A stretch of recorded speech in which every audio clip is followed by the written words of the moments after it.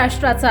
नमस्कार, मी सुधा संध्यालाग मध्ये आपलं सगळ्यांचं स्वागत। शेतकऱ्यांच्या पोरांना प्रसिद्ध कीर्तनकार इंदुरीकरांनी एक तळमळीचं आव्हान केलंय।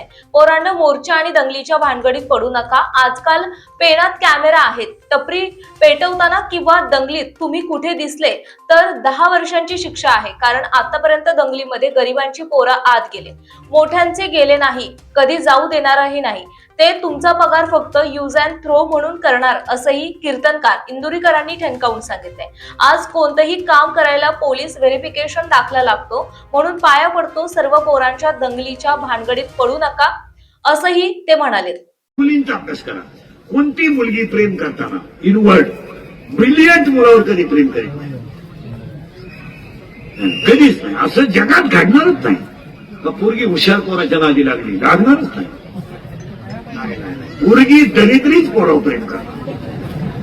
दरिद्री म्हणजे एकदम भंगरी, इरीवरच्या मुठीत सुरितो,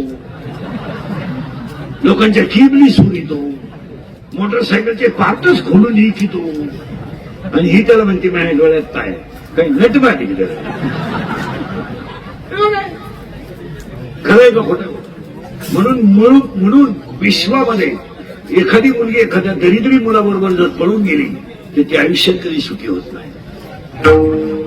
आणि सुखी जर झाली असेल एखादी तर तिने मला सांगायचं, महाराज मी सुखी आहे, 6 महिने तुझ्या घरी मांडेल अशी। असं घडू शकत नाही। आई बापाचा तळतळाट घेऊन जर मुली सुखी होत असत्या तर ज्ञानोबराची ओवी फुटी ठरली असती, सकळ तीर्थाची येतोय। जिनं आईच्या डोळ्यात पाणी आणलं आणि जिनं बापाची मान खाली केली ती मुलगी भविष्यात सुखी होऊ शकत नाही। तुमचं नाव तिला पैसा मिळेल तो भाग वेगळा, तिला मान मिळेल तोही भाग वेगळा, पण समाधान नावाची गोष्ट मिळू शकत नाही।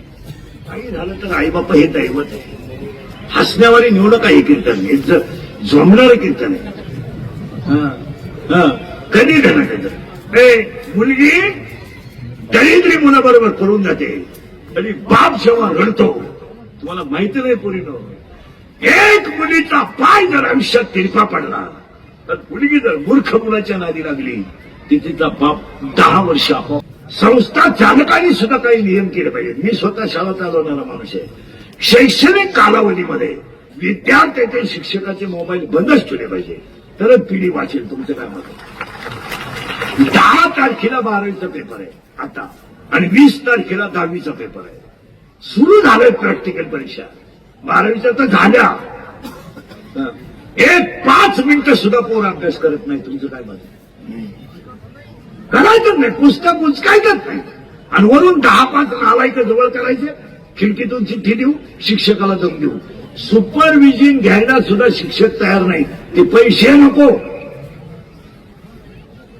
काहीच नको। बंगाल पोरांच्या नादी लागायचं गावातले दोनच्या, आणि पुस्तक देणारे इतके हुशार बाहेरचे, भूगोलाच्या पेपरला इतिहासाचं गायक दिलं। आता इतका हुशार त्याचा पेपर भूगोलाचा आणि आतून गायक दिलं इतिहासाचं, ते सापडूनच मिळालं, रुपया काही लिहिलं नाही। अभ्यास हा विषय लोकांनी सोडून दिलाय। तुमचं काय मत? गायकांनी, वादकांनी, कीर्तनकारांनी पुस्तक उचकायचा हा विषय सोडूनच दिला, फारच उचकायचं। आता माझे 31 वर्ष लोकांच्या शिव्या खाण्यात गेले, थोड्याकरता कशाला बंद करायचे म्हणून लावून झाल्या। असा माणूस नाही व्हायला की त्याला मला शिवी दिली। आणि माझ्या आयुष्यात माझे 2च गुण आहेत, मी फक्त खरं बोलतो, आणि दुसरी गोष्ट मी जे बोलतो ते नेमकं घरात आणि माझ्या लोकांनी बसत।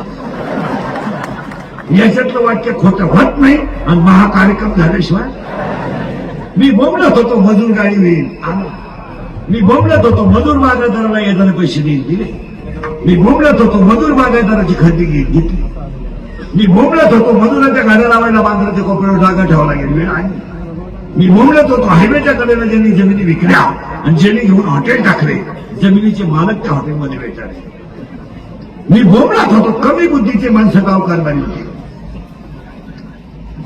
निम्म्या ग्रामपंचायत सदस्यांना सही येत नाही। ताज्या आणि महत्त्वपूर्ण बातम्या पाहण्यासाठी आजच आमच्या संध्या लाईव्ह न्यूज चॅनलला YouTubeवर सबस्क्राईब करा आणि बेल आयकॉन प्रेस करा।